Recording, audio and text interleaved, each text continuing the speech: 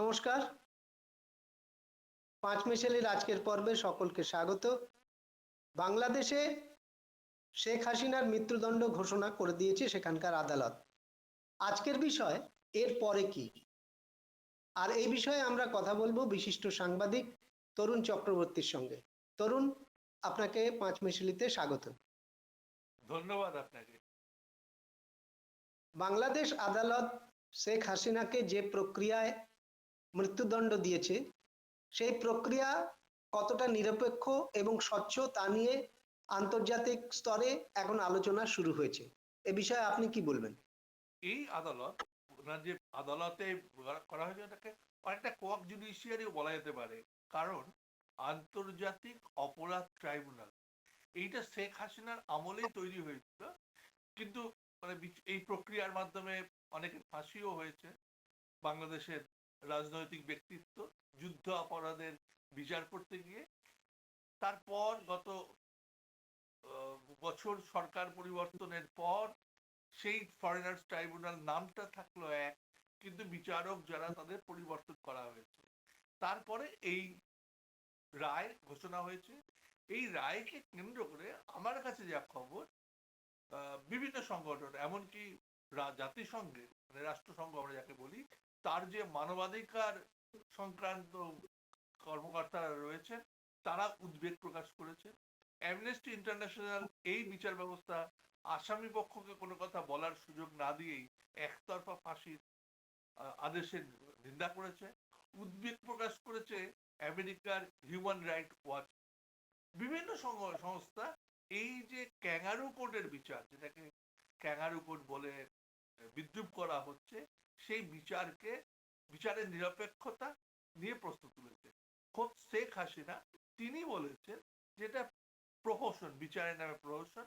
তিনি মোটেই বিচলিত নন। তিনি যা বলেছেন যে তিনি নতুন করে ইউনুসদের বিচার করবেন। এই এক প্রতিহিংসার রাজনীতি আমার মনে হয়েছে। শুধু প্রতিহিংসাও বলবো না, আমি মনে করি জনরোষকে সামাল দেওয়ার একটা কৌশল এটা। কারণ ডক্টর ইউনূস এবং তার প্রশাসন উপদেষ্টা যারা রয়েছেন তারা খুব ভালো করেই জানেন শেখ হাসিনার বাংলাদেশে ফেরত পাওয়ার আশা আরো কমে গেল এই রায়ের ফলে। কারণ চুক্তিতেই আছে কোনো আসামির যদি লাইফ থ্রেট থাকে তাহলে তিনি ফিরবেন না। ফাঁসির আসামি মানেই তো মৃত্যুদণ্ডপ্রাপ্ত যে কোনো ব্যক্তিরই আরো বেশি করে জীবন সংশয়ে থাকে, ফলে তিনি ফিরবেন না। কিন্তু বোঝানোর চেষ্টা হচ্ছে যে তারা হাসিনা বিরোধী এবং ভারত বিদ্বেষকে আরেকটু উস্কে দেওয়া হচ্ছে। এই আলোচনার প্রেক্ষিতে বাংলাদেশের যে মানুষের যে সমস্যা, দৈনন্দিন খাদ্য, বস্ত্র, বাসস্থানের যে সমস্যা, জিনিসের যে লাগাম ছাড়া দাম, আইন শৃঙ্খলা একেবারে তলানিতে নেমে পড়েছে, মৌলবাদীরা মাথা চাড়া দিচ্ছে, এবং নির্বাচন নিয়ে আরেকটি রাজনৈতিক দল বিএনপি তারা যথেষ্ট সরব। এই সমস্ত কিছু থেকে মানুষের দৃষ্টি অন্যদিকে ঘোরাবার একটা কৌশল হচ্ছে শেখ হাসিনা এবং তার স্বরাষ্ট্রমন্ত্রী আসাদুজ্জামান খান কামালের মৃত্যুদণ্ড দিয়ে একটা মানুষকে একটু কিছুদিনের জন্য শান্ত রাখার, এটাও একটা কৌশল বলে আমার মনে হয়েছে। এই রায়ের পর বাংলাদেশে আওয়ামী লীগের ভবিষ্যৎ কি? খুব কঠিন প্রশ্ন। আওয়ামী লীগ নেতারাও জানেন না, তাদের অনেকের সঙ্গে আমার নিয়মিত যোগাযোগ আছে, তারাও জানেন না যে ভবিষ্যৎটা কি। কারণ বাংলাদেশের নিয়ম অনুযায়ী যদি এই রায়ের বিরুদ্ধে কিছু করতে হয়, সুপ্রিম কোর্টে যেতে হয়, তাহলে শেখ হাসিনাকে 1 মাসের মধ্যে, 1 মাস মানে আরো দুদিন কেটে গেল, হাজিরা আত্মসমর্পণ করতে হবে। তারপরে সুপ্রিম কোর্ট যদি দেয়, তা না হলে তো উনি বাংলাদেশে ঢুকতে পারবেন। হয়তো রাজনৈতিক পালা পরিবর্তন হওয়ার পর এই রায় বাতিল হয়ে যাবে। আমরা দেখেছি শেখ হাসিনার আমলে, বিএনপির আমলের যিনি স্বরাষ্ট্র প্রতিমন্ত্রী ছিলেন বাবর, তার মৃত্যুদণ্ড হয়েছিল, কিন্তু অন্তর্বর্তী সরকার সেই মৃত্যুদণ্ড খারিজ করে দিয়েছে। যাবজ্জীবন হয়েছিল প্রাক্তন প্রধানমন্ত্রী বেগম খালেদা জিয়ার পুত্র তারেক রহমানের। তারেক এখন লন্ডনে রয়েছেন। তারেকের সেই যাবজ্জীবনের আদেশও খারিজ হয়ে গেছে, কিন্তু কিন্তু এখনো তারেক বাংলাদেশে প্রবেশ করতে পারছেন না। যদিও তার মাকে কারামুক্তি দিয়েছে বর্তমান সরকার, কিন্তু তারেক আসছেন না। কেন আসছেন না এই নিয়ে কিন্তু অনেক প্রশ্ন রয়েছে। ফলে পালাবদল হলেই যে সঙ্গে সঙ্গে শেখ হাসিনা বাংলাদেশে ফিরে যাবেন তার কোনো সম্ভাবনা নেই। এই রায়ের বিরুদ্ধে বাংলাদেশের আওয়ামী লীগ, খোদ শেখ হাসিনা বেশ কিছু আন্দোলন কর্মসূচি ঘোষণা করেছিলেন, কিন্তু সেই কর্মসূচির প্রভাব মাইক্রোস্কোপিক, খুবই কম। ফলে রাজনৈতিকভাবে ইউনুসদের চ্যালেঞ্জ জানানোর মতো সাংগঠনিক শক্তি আওয়ামী লীগের নেই।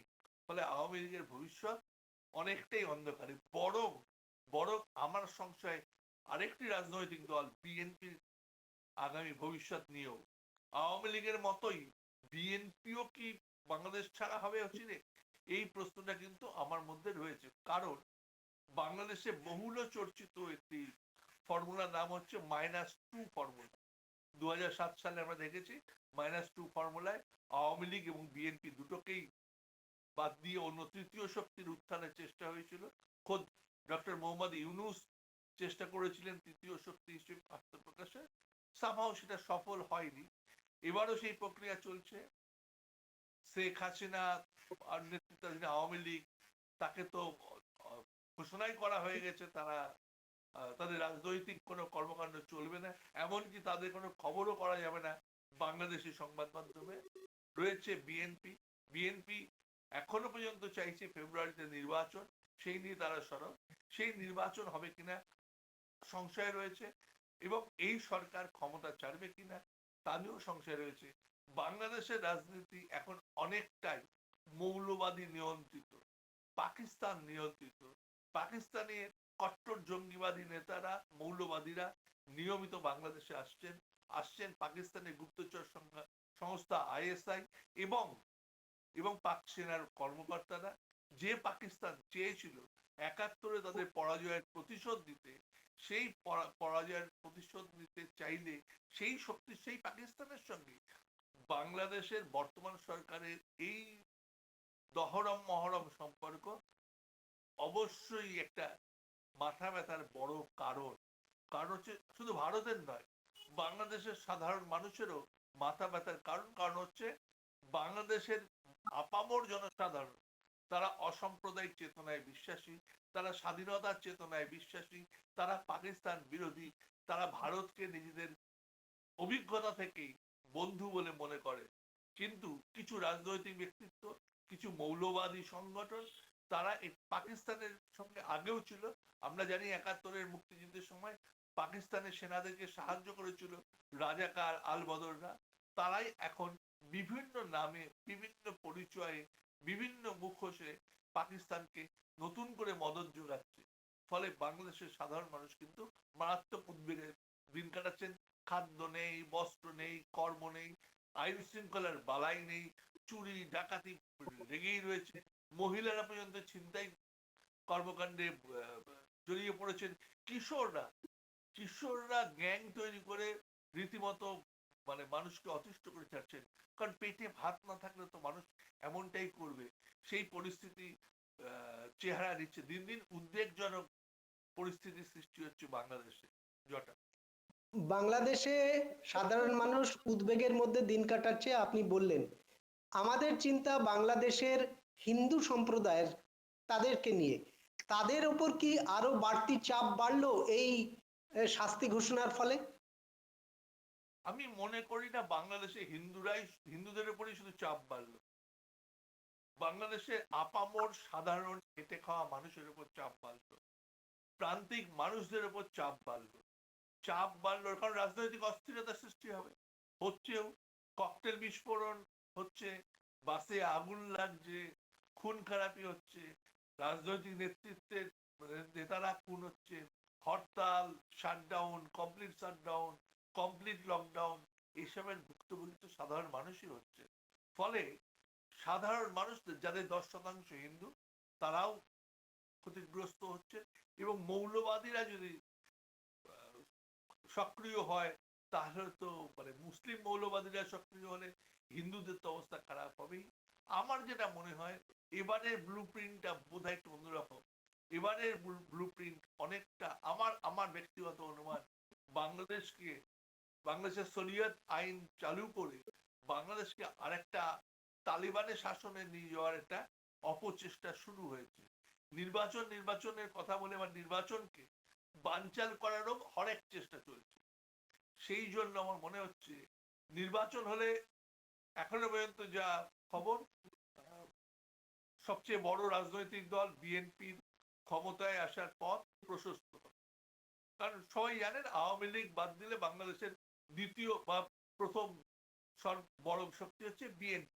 তারা দেশ শাসনের অভিজ্ঞতা তাদের রয়েছে।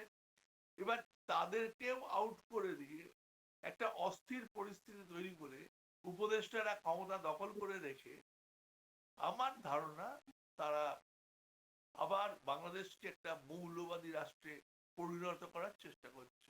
এবং তারই নীল নকশা হিসেবে পাকিস্তানের বিভিন্ন মৌলবাদী নেতারা, হাফিজ রশিদের ভাই, তারা নিয়মিত বাংলাদেশে আসছেন, বিভিন্ন জায়গায় বৈঠক করছে এবং শরিয়ত আইনের পক্ষে নিষিদ্ধ জঙ্গি সংগঠনদেরও মিছিল দেখা যাচ্ছে। সবচেয়ে বেশি ক্ষতিগ্রস্ত হচ্ছেন মহিলারা। নারীর স্বাধীনতায় মৌলবাদীরা বিশ্বাস করে না। তাই বিভিন্ন রকম ভাবে আমরা দেখেছি সাম্প্রতিক কালে নারীদের ফুটবল খেলা বন্ধ করে দিয়েছে, নারীদের দোকান বাজার যাওয়া বন্ধ করতে চাইছে। কিন্তু নারীদের মন জয় করতে তারা এখন ছলনারও আশ্রয় নেওয়া হচ্ছে। একটা জটিল পরিস্থিতির মধ্যে দিয়ে বাংলাদেশ এগোচ্ছে, অস্থির একটা পরিস্থিতির মধ্যে দিয়ে। যে জাতি নিজের স্বাধীনতার গৌরবকে মুছে ফেলতে চায়, সে জাতির আগামী দিন অতীব ভয়ঙ্কর। আমরা জানি মুক্তিযুদ্ধের চেতনাকে, মুক্তিযুদ্ধের ইতিহাসকে ভুলিয়ে দেওয়ার একটা উদ্বেগজনক চেষ্টা হচ্ছে। এটা আমার কথা নয়, এটা বিএনপি যারা এককালে শাসন করেছে বাংলাদেশকে, তারাও বলছে যে ইতিহাসকে ভুল করে মানুষের মন থেকে ভুলিয়ে দেওয়ার চেষ্টা চলছে। এবং বিএনপি যিনি মহাসচিব মির্জা ফখরুল আলমগীর, তিনি বারবার বলছেন মুক্তিযুদ্ধের চেতনাকে নষ্ট করার একটা ষড়যন্ত্র চলছে। সেই ষড়যন্ত্র বড় গভীর। ফলে আগামী দিনে বাংলাদেশ কোন দিকে যাবে শুধু হিন্দুরা না, বাংলাদেশের সাধারণ মানুষ, খেটে খাওয়া মানুষও কিন্তু উদ্বেগের মধ্যে দিন কাটাচ্ছে। তরুণ, আপনাকে শেষ প্রশ্ন, এই পরিস্থিতিতে ভারতের ভূমিকা কি দেখছেন? ভারতের ভূমিকা খুব পরিষ্কার। ভারত সরকার প্রতিটি রাষ্ট্রের অভ্যন্তরীণ ব্যাপারে নাক গলায় না, এক্ষেত্রেও নাক গলাচ্ছে না আমি যতদূর জানি। কিন্তু শেখ হাসিনার কে আশ্রয় দিতে একরকম বাধ্য হয়েছিল, তার প্রাণ সংশয় দেখা দিয়েছিল শেখ হাসিনা এবং তার বোন শেখ রেহেনাকে। এখন তার মুক্তি চাইছে, বারবার চিঠি দিচ্ছে পাকিস্তান, এই বাংলাদেশ। বাংলাদেশ চিঠি দিয়ে চাইছে বা নানা রকম আমাদের অ্যাম্বাসাডার যিনি আছেন তাকে, আমাদের যিনি রাষ্ট্রদূত আছেন তাকে ডেকে নানা রকম হুমকি ধুমকি দেওয়া হচ্ছে। এতে কোনো কাজ হবে না। কারণ ভারত চিরকালই চায় বাংলাদেশ এবং বাংলাদেশের মানুষ ভালো থাকুক। বাংলাদেশের প্রতিটি মানুষের অতীতেও আমরা দেখেছি, আজকে ভারত পাশে না থাকলে বাংলাদেশ রাষ্ট্রটিরই জন্ম হতো না। যে কোনো বিপদে আপদে সবার আগে যে দেশটি দাঁড়ায় তার নাম হচ্ছে ভারত। আপনারা দেখেছেন সাম্প্রতিককালে বিমান দুর্ঘটনার ফলে যে পরিস্থিতি সৃষ্টি হয়েছিল, তখনও ভারত এক মিনিটও না ভেবে ডাক চিকিৎসক পাঠিয়েছিল। লকডাউন কোভিড এর সময় আমরা দেখেছি ভারত সর্বতভাবে সাহায্য করেছে। এখনো ভারত সব রকম সাহায্য করতে প্রস্তুত, কারণ ভারত চায় না বাংলাদেশের সাধারণ মানুষ কোন রকম বিপদে পড়ুক। কিন্তু ভারতে আশ্রিত এবং যার মৃত্যুদণ্ড হয়ে গেছে তেমন একজন মানুষ, প্রাক্তন প্রধানমন্ত্রী, ক্ষমতাচ্যুত প্রধানমন্ত্রী শেখ হাসিনাকে বাংলাদেশে হাতে তুলে দেওয়া কোন সভ্য দেশের কাজ নয়। ভারতও সেটা করবে না। এর ফলে ভারতের বিরুদ্ধে নিন্দা চলবে। এটা ওটা তাদের অভ্যন্তরীণ রাজনীতির একটা কৌশল। ফলে ভারতের মতোই আছে। তারা অনেক সময় বালকিল্য করছে, এমনকি তাদের রাষ্ট্রপ্রধানও আমাদের উত্তর পূর্বাঞ্চলীয় রাজ্যগুলোকে নিয়ে অবান্তর কথাবার্তা বলে বাজার গরম করার চেষ্টা করছেন। আমার মনে হয় না ভারত বাংলাদেশ সম্পর্ক, মানুষের সঙ্গে মানুষের সম্পর্ক, এতে বিন্দুমাত্র বিঘ্নিত হবে। ভারত বাংলাদেশের মানুষের পাশে ছিল, আছে এবং থাকবে। ক্ষমতায় যেই থাকবে না কেন, ভারতের নীতি খুবই স্পষ্ট। কারণ বাংলাদেশের মানুষও মনে করেন, আমি এর মধ্যেও বাংলাদেশ ঘুরে এসেছি, আপনি জানেন, দেখেছি আত্মিক একটা সম্পর্ক আছে। এই সম্পর্ক বন্দুকের নল দিয়ে বা কোনো রাষ্ট্রনেতার ভালো ফিল্ড দিয়ে নষ্ট করা যায়। ও আপনাকে অনেক ধন্যবাদ তরুণ আমাদের সঙ্গে কথা বলার জন্য। পরবর্তীকালে আবার অন্য বিষয় নিয়ে আপনার সঙ্গে কথা বলবো। নমস্কার।